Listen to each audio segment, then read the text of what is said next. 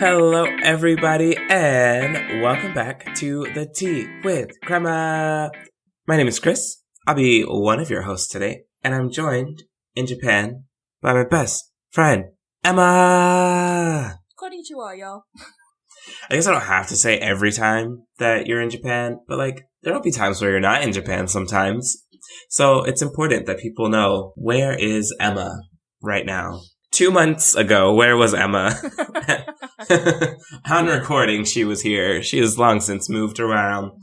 Oh my gosh. So today, our ultimate podcast episode is about the Ultimatum, because let me tell you about a show that I'm not even 100% sure what I thought I was going to get going into it. I didn't want to watch it originally. And then, I don't know what changed, but I did. And I was like, wow, this was a mess. Wild. A mess. A journey. You didn't want to watch it. And then I was like, you need to watch the show because I have so many thoughts. And so Chris graciously also started to watch just so I would have someone to talk to about it, because I was like, I cannot watch this by myself and keep all these thoughts to myself. Because the ad at the end of Love is Blind season 2 was not good. It did not make me want to watch it at all. It was also so misplaced. It felt so forced. It was a clear ad placement and it wasn't good. In the middle of the reunion, it was like, thank you all for coming. Look what we're doing now. It was odd overall, but we watched it. And before we get into, another episode about another Netflix show from another pair of friends who are genuinely hilarious, we do have to have our tea check. So, Emma, what tea do you have today? I have a tea. It's a Ceylon orange pico. Oh, okay. Is this Twinings or Twinnings? I'm pretty sure it's Twinings, because Twinnings should have two ends, right? Oh, I guess it is probably Twinings. Oh, that's from across the ocean. Who knows? It's from London, so London. Yeah. Anyway, it tastes like an orange tea. It's it's an orange black tea, if I'm not mistaken. Yeah, it's pretty plain. It is what it is. Okay. It came in a aluminum package, and it did what it said it was gonna do. It did what it said it was gonna do. It said to only brew for 1.5 minutes, which, now thinking, I'm glad I brewed it for as long as I did, because it gives it a little bit more flavor. I think the 1.5 minutes would have been like a doop doop and not enough time. I know, this seems short for even a green tea. What are you drinking today, and what is your tea traversy today? Okay, well, tonight... Controversy. Okay. You gotta be careful. That almost sounded like something else. I am drinking a tea called Chamomile Cuddles by Steep and Sip. And that's because, it's only 10:30, but it's a Friday and your boy is tired. Mm-hmm. So we'll be promptly calling it a night after this. But I'm very excited for this episode. And honestly, it's a chamomile tea. They didn't do anything fancy with it, but I enjoy it.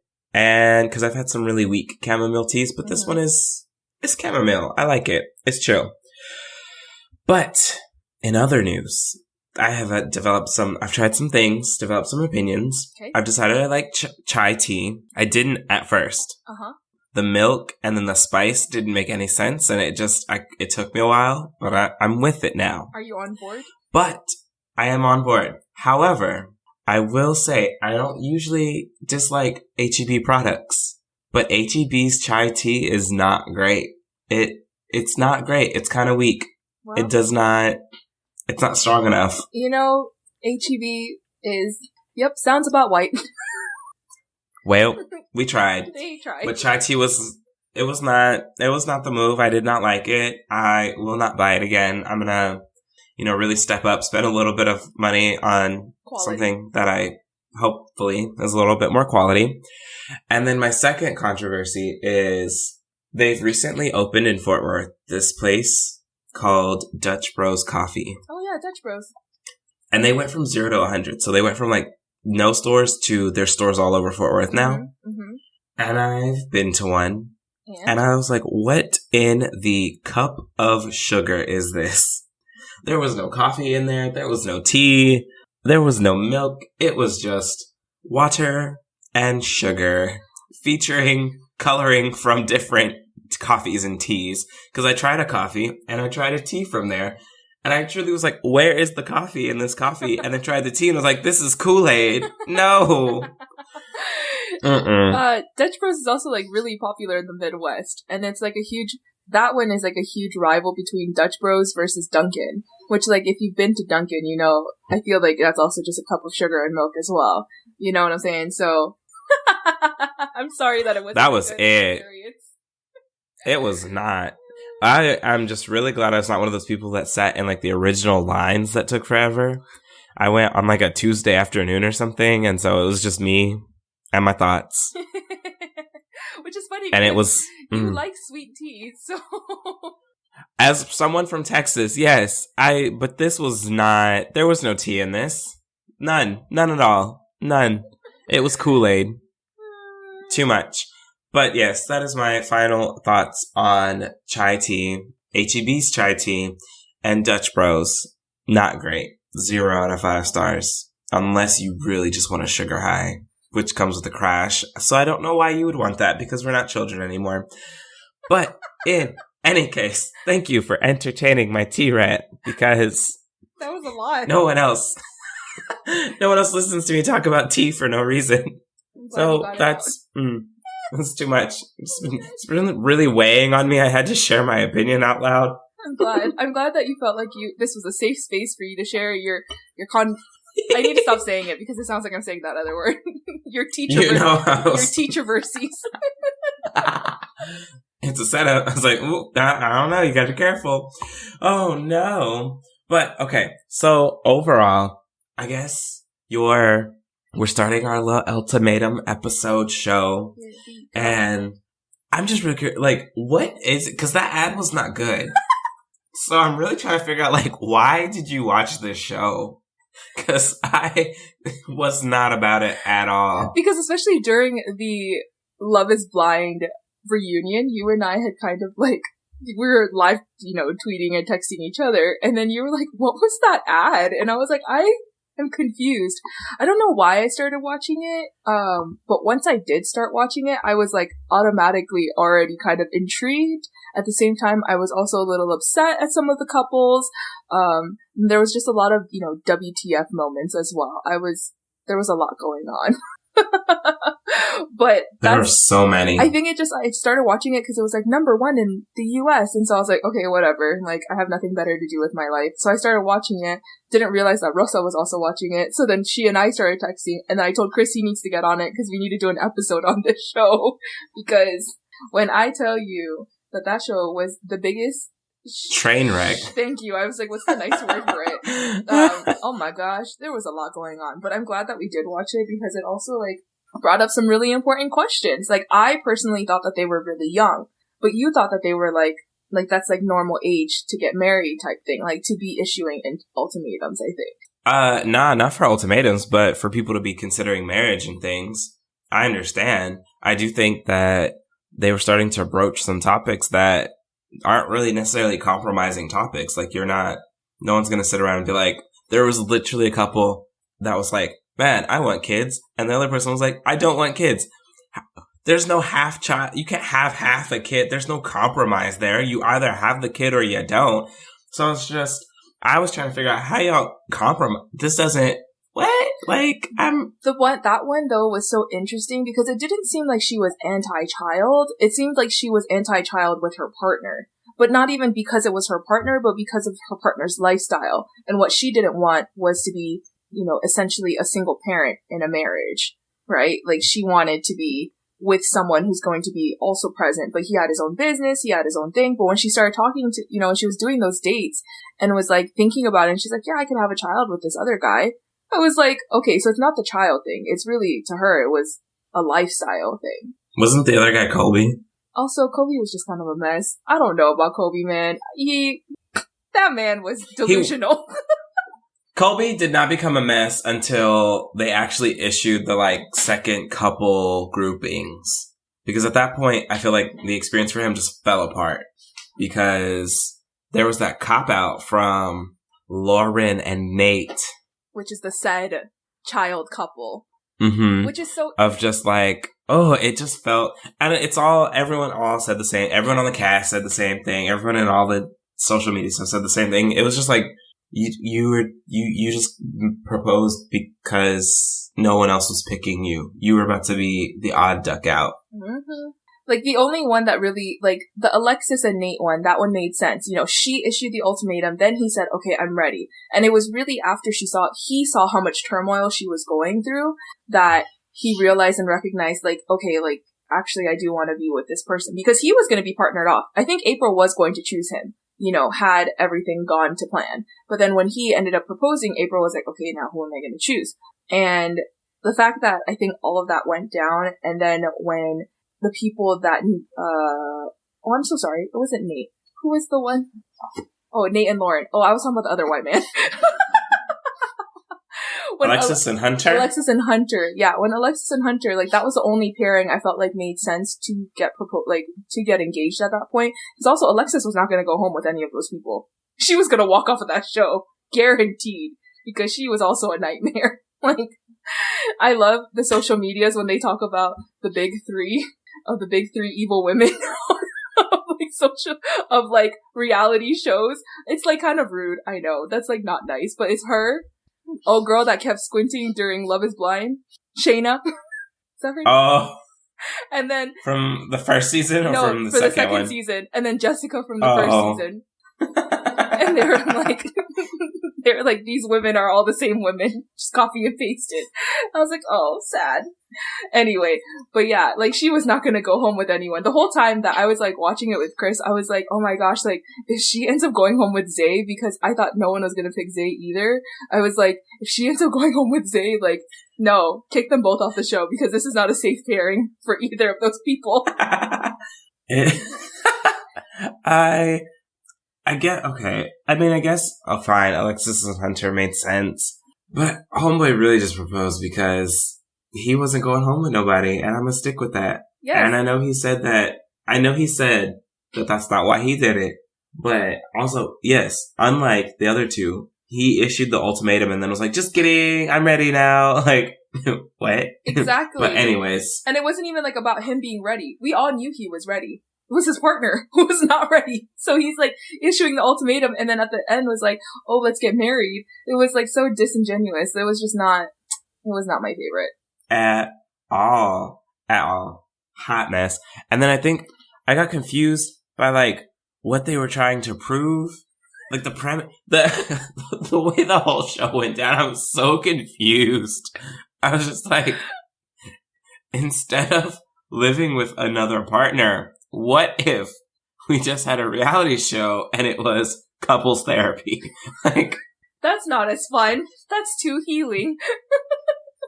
True, because I truly was just like, maybe you should go to a professional who can then help you all realize that you're either not compatible or there's some issues that you can work through. Instead, no. We're going to drag ourselves onto the show in our mid-20s, in all relationships younger than 3 years, and just, like, go wild in Austin for 2 weeks or a month or however long that they were locked in this hotel for. And then let's see what happens. Because I think that Zay hit it on the head. He was like, people are using these 3 weeks as, like, a free hall pass. Which, at the same time, in my head, I was like, what, is that not what it is? Like, I thought that was the whole premise, was like, for you to get into a relationship with someone else who you could potentially see, like, a future relationship with, and then at the end, like, do you still want to be with your partner? But I feel like that was exacerbated by the fact, like, I just had these, like, 3 basically, like, honeymoon weeks with this person who I, like, you know, caught feelings for really quick in a week when I was doing those dating. And then now I have to go back to my old partner. And I was like, in my head, I think psychologically, isn't it natural to just be like, oh, well, so-and-so didn't do that. Like, they didn't do that. Like, oh, you don't do this. Like, and like, did they have... Yes, as you lived in a hotel together. Did anyone, like, write off on this? Like, did anyone think, like, oh, this might be a traumatic experience for the people involved? The whole show didn't make sense. I don't know where they got this idea from. Like, it truly, I didn't understand what was happening. It was almost as bad as that social media show, The Circle or love whatever. The Circle. Please do not. No circle slander is allowed on this show. Let me tell you about a show I got like 2 episodes in and was like, what? And stopped. I don't usually stop shows, but I stopped watching The Circle. I at least made it through this season. I couldn't with The Circle. That's legal catfishing right there. I tell you, I was so confused on that show. I didn't know what we were doing, what the premise was. Why are we like this? It didn't make any sense. This show was even, I feel like it was probably, there was no grand prize, so I guess that's nice. Like, they didn't have to pay for anything. In The Circle, because, on Love is Blind, yeah, there's a grand prize in The Circle, and then in Love is Blind, there's a wedding that they have to pay for. Mm-hmm. Or at least I think the show has to pay for it. Yeah, I think the show pays I don't really know, but everything. But at least on this one, it's just kind of like, honestly, we just gotta put y'all up in a hotel for a month. 2 months, really, because they have the first trial marriage. I think the thing that was also messy about that, too, with the moving of marriages, like, y'all couldn't afford to, like, put them in another apartment, like, another hotel room. Like, I don't understand why, like, these partners were just sharing a bed, and then now they just switch partners, and now that new partner has to share a bed with that person. Like, that was messy to me. I felt like they needed to, like, literally clear the air by being in a different space. By being in a different room, by being in a different hotel, by being somewhere else that was not that place, because I felt like that was so, like, low-key disrespectful, but also really messy, because then you had Zay coming in, finding that gold box that April and Jake were maybe or maybe not using, and like, there have been so many articles about this gold box. What's in the box? I was like, because it was a big deal. Clearly. No, they opened the box. They did, but you don't see what's in it fully. Like, we only There's definitely a feather. We only saw that there was a feather and there was a riding crop. But we don't see anything else that's in the box. So, I think April actually does, like, in an interview, she does tell, like, what was in the box. But then all of that to happen, just to find out that April and Jake didn't even sleep together. I mean, not April and Jake. That Ray and Jake didn't even sleep together. Allegedly. Which is weird because Zay was the only one that ended up doing the do with Shanique. Exactly. Based on the reunion show. Yes. So it's just real funny how he was like, oh, I just feel like everyone's using this as a pass. Plot twist, it was just him. Using as a pass. Like, come on. Come on now.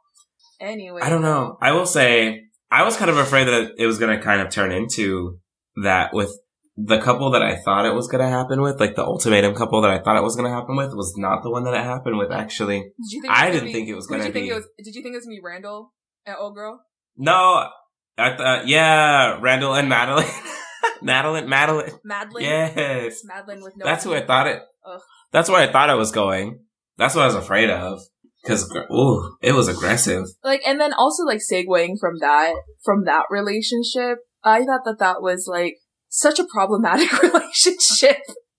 And problematic in the way that it was, like, Randall, how he referred to Madeline, and, like, the way that he talked about Shanique. Like, I did not like that. And again, this is, like, editing, right? All we see is, like, what's edited in and edited out. He could have been edited to look this way, where it seemed like he was coming off, he was calling Shanique, like, oh, you're childish, you're aggressive, you're all these different things.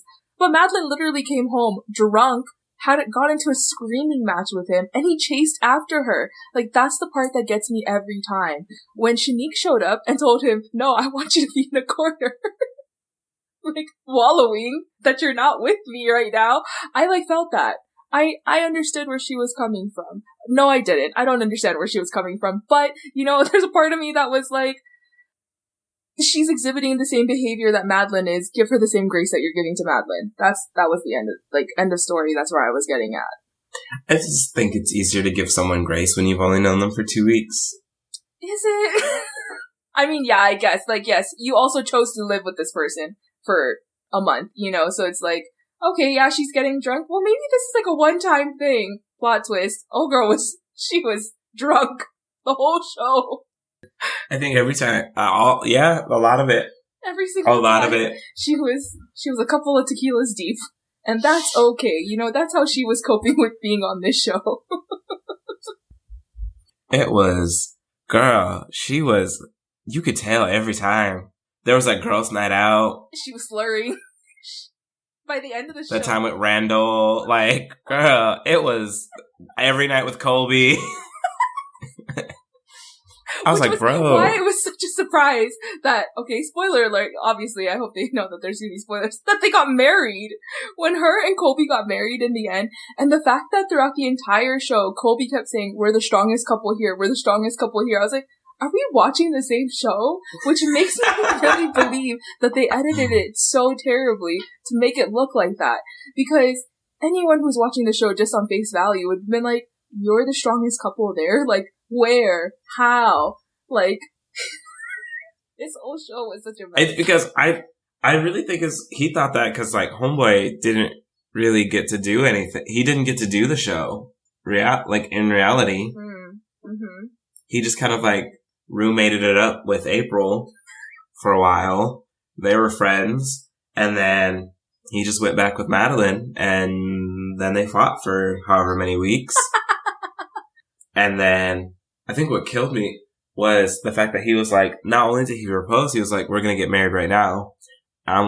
Personally, I've just been like, first of all, you can accept a proposal, but what you're not about to do is like, make this an elopement. No, sir. Get up. Let's go home. He really turned that into a no take backs. No takesies backsies. He put that ring on there and was like, okay, you said forever, right? Okay, so today, right now. That was the part that got me. I was not ready. Surprised. Thoroughly surprised. Actually, honestly, I was surprised by all of them. I didn't hardly think anyone was going to stay together. By the end of that show, it felt like Love is Blind all over again, you know? I really thought that there was going to be none from that last season, but they walked out with two. Two of them walked out together. This time I was like, nah, there's no way no one is getting, like, and then they had two proposals, you know, and then in the reunion we find out that Randall and Shanique actually did not stay together. You know, they did take an actual break, which I feel like made them a stronger couple in the end. I mean, so it seems, according to social media. Because they said they went to therapy, didn't they? Yeah, they did, like, I think that they had broken up, kind of had worked on themselves. He lost some people in his family. She was really, like, always there as a friend. And then he realized, like, okay, like, she's not going anywhere. Mm-hmm. Those be the moments. So that was really nice. That reunion show was confusing. Also, I don't really understand how we call Nick and Vanessa Lachey the hosts. Because what do they even do? They show up on the first and the last episodes. I could be a host at that point. That's really just them saying, like, this is a Nick and Vanessa Lachey produced show. We're gonna get our coin. We're doing our minimum amount of episodes we have to do. Welcome, here's the premise. And then they check in midway. They're like, okay, here's what's happening next. And at the end, they're like, how was your time? How was your time? Oh, it was crazy? Tell me more. And then also they, like, low-key stir the pot as well. You know, like, I love when they do, like, we know you wanted. They were clowning people on them clips, though. Clowning people. Even Jake had one, too, right? With his, Yes, about how he was drug onto the show. I don't want to be here. Did I ever mention that I don't want to be here? I didn't want to be here. I got drug onto the show. Like, when they came with them clips, I was like, oh my God. Which that relationship, too, was so interesting to me with April and Jake, because it really did feel like they were on track to be married. It just wasn't happening quick enough for April. You know, like, he bought her a car. Like, that to me signifies, like, oh, we're serious. Like, I'm buying you a car. I'm making the car payments on it. Like, I'm so confused. But, you know, in the end, they ended up not together, so it was for the best, I guess. But first of all, if I buy you a car, it's basically official. Yeah. Also, a car is more expensive than a wedding ring. More expensive than a wedding. I mean, depending on the car. She had an SUV. I guess I've never thrown a wedding, so I don't really know how much those are. She had like a whole Tahoe. Like, she had a big old car. Yeah, well, yeah. New or used, those cars are expensive. I don't know. I drive a cute little 4-door sedan. You and your sedan. Subcompact sedan. Yes, no, it just, I was so confused. I didn't understand what was happening. And then no one ended up staying together. And I don't know if they ever were gonna have, like, I I don't know. There was a lot of thoughts. Okay, so final thoughts on The Ultimatum. I don't even know how to rate it because I recommended it to a friend. I told Charmaine to watch it. What'd she say? She thought it was a mess. I thought it was a mess. It didn't make any sense. 5 out of 5 for mess factor. I will give it an A+ for mess. And I finished it. I watched the whole show as it came out. I didn't even wait. Like, it was as it was coming out. So, I mean, it was good enough to finish. At the end, I still really didn't know where it was going to go, which I always feel like is a good marker of a show. And I'm like, are y'all even going to end up together? And then, I'm pleasantly surprised. But the weird part is, I don't know. I watched it and I'm like, I didn't care. Cause like when I watched Love is Blind, I was like, oh, I was rooting for couples. And I was like, no, I don't want them to end up together. Like it's not gonna, I don't think it would work. It shouldn't happen. And there were couples that I was like, they can make it work. It can happen. Please let it happen. Believe in love. And then this show, I was like, I don't care what y'all do. Cause this don't make not a lick of sense. But I will say what I did like was it was not like an entirely all white cast. That part was an immediate plus. Cause there are so many shows where it's like, hello, white people, and one black couple. It's just like, so of the coupling, like it was really diverse and intentional.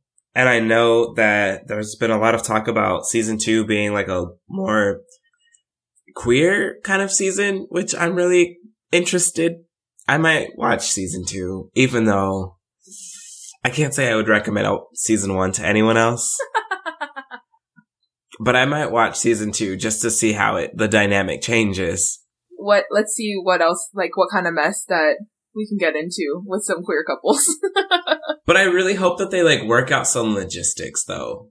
Because the easy like, oh, sorry, we out. I just proposed to her before we even like got into the show.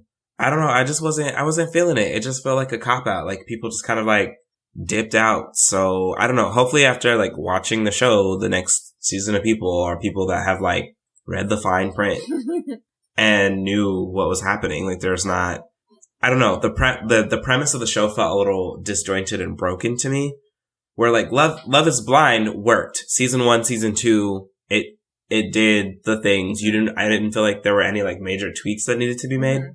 This show, I'm like, y'all might need to go back to the drawing board because... Yeah, like the fact that you're able to just like walk out midway through the experience, which like honestly had all 6 participated in it, would have changed, I think, a lot of things.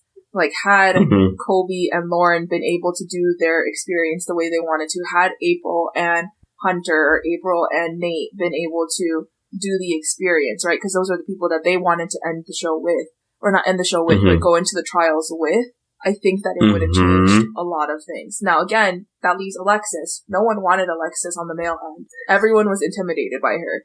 And I don't know if it was intimidated or annoyed, because she also came out really hot in terms of her, like, oh, I need someone who's going to be a provider. Like, her big thing was also that Hunter did not make as much money as her. But then when she accepted the proposal, it was almost like, it was kind of like a comfort fact, right? Like, she was like, I don't connect with any of these men here. Like, the one that she did connect with did not want her at all. And I like need to address that really quickly, because the fact that she kept coming after Colby and was like, he's not a good person. Like, no, it's not that he's not a good person. You've just never been rejected before in your life. Like, that's what happens when like conventionally attractive women in these cases, like, I mean, she's blonde hair, blue eyes, like Eurocentric. She got money. And the fact that she had tried to go after him, and then when he said no, and then she said, okay, let's like bring back that conversation, and he said, I'm not interested in you, and she said, he called me ugly, and he said, I didn't call you ugly, I just said that I'm not attracted to you. You're not unattractive, I'm just unattracted. After I told you the day before that I didn't want to, like, and he was trying, I was done. I felt like he was trying to be nice about it too, like, and he got pushed to that point where he had to tell her, like, the only thing that he knew would make her back off was if he had gone after her looks, which he did. No means no. Period. Just let it go. It just wasn't working for you. Move on. Yes. That part was wild. And then I think being like super rude to Madeline about it, and then running into the bathroom about it. It was just this whole thing. And then her Bachelor show. bachelorette party thing where she like stirred even more of the pot. Literally just, I think that's what, I was like, why did you air her bachelorette party? She's not even on the show at this point. Exactly. For the reunion, okay, cool, fine. Give us an update on your marriage. Great, wonderful. Which is still not so a nice. marriage. She's still not married. Like, got engaged, and now it's in the second part of this ultimatum, like, about to be 5-year engagement. You know? Like, ugh. She drove me nuts. Villain. I think that's what it was. Cause like to come back after like copping out, or legitimate proposal, whatever you want to call it, and then stirring the pot in the season. I was just like, what are you doing here? You haven't had even close to a comparable experience. You're not even in this anymore. Who are you? What are you? Go away. Get away from me. I don't know. I will probably watch season 2 only because it's queer centric, but I couldn't recommend this show. It didn't make any sense. Truly. I don't know. And I think it's too finite.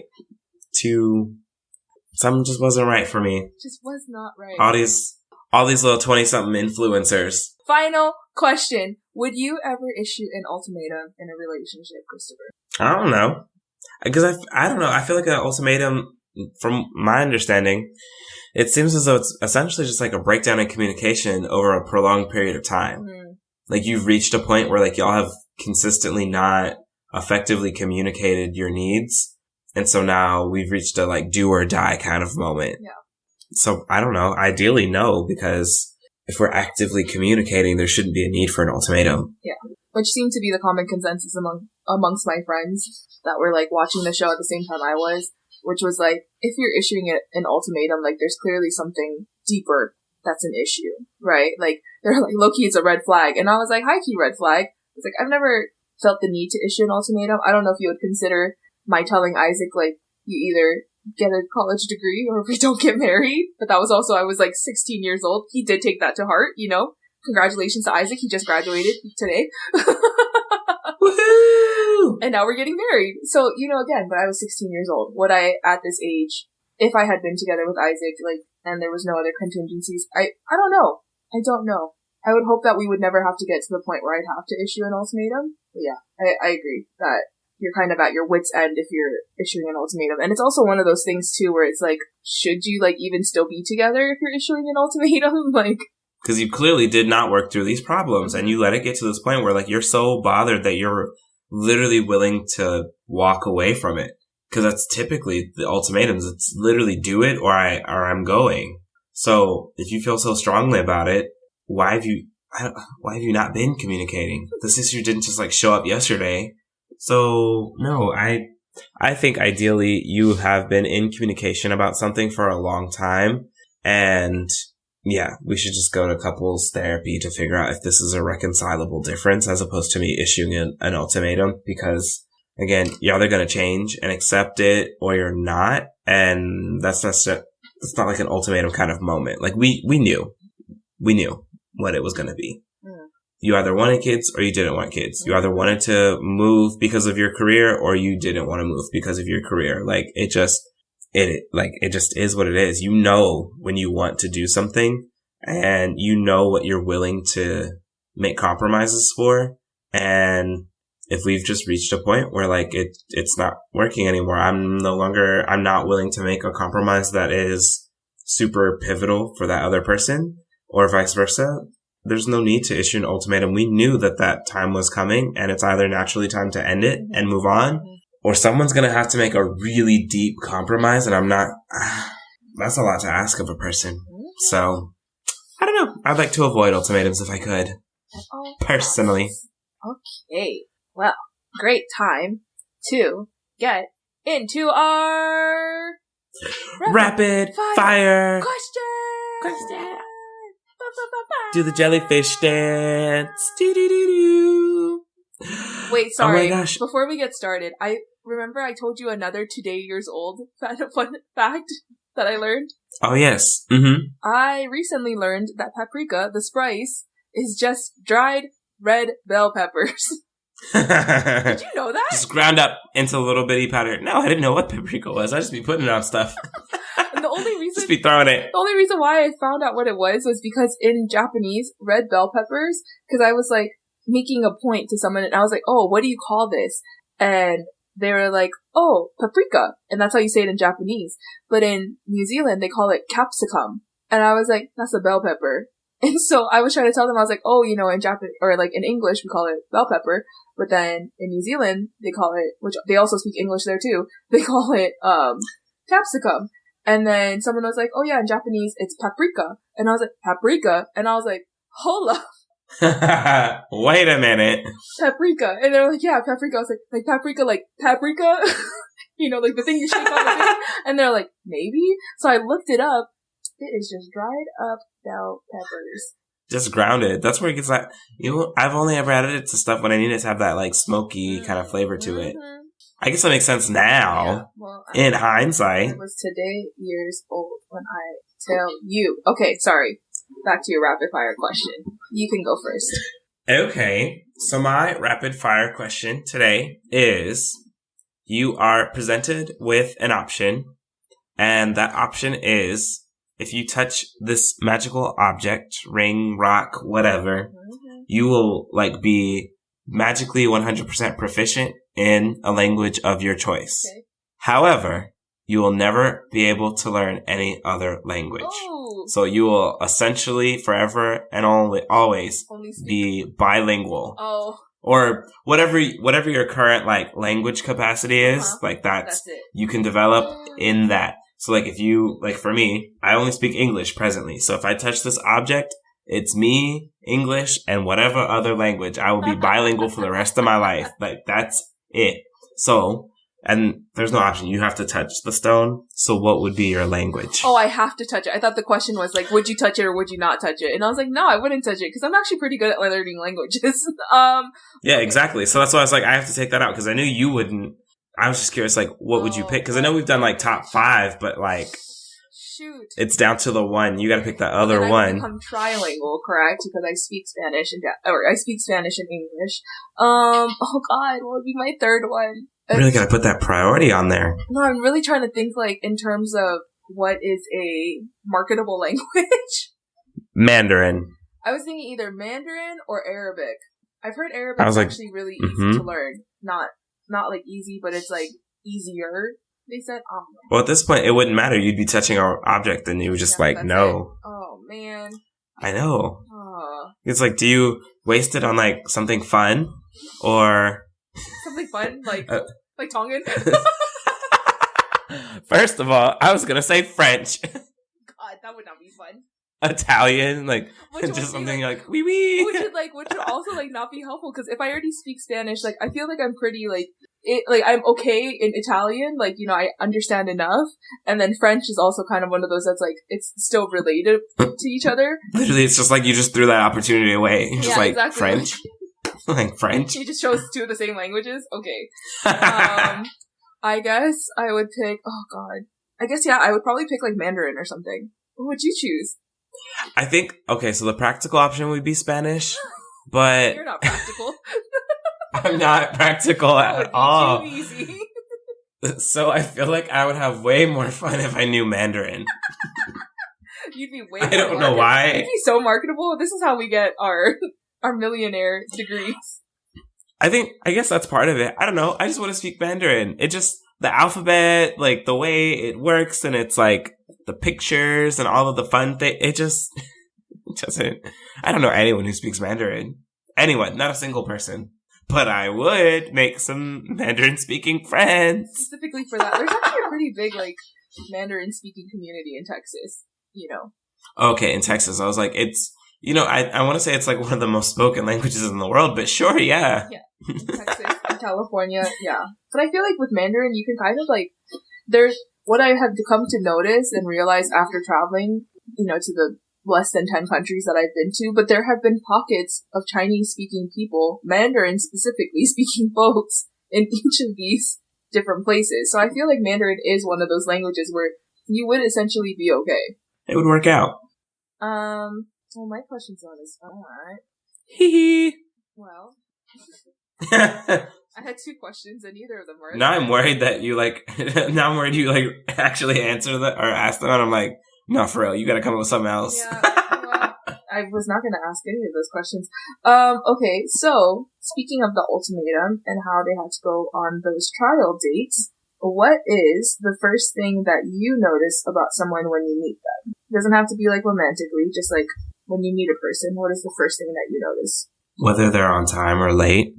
Oh, that's a good one. Yeah, because that is your pet peeve. Interesting.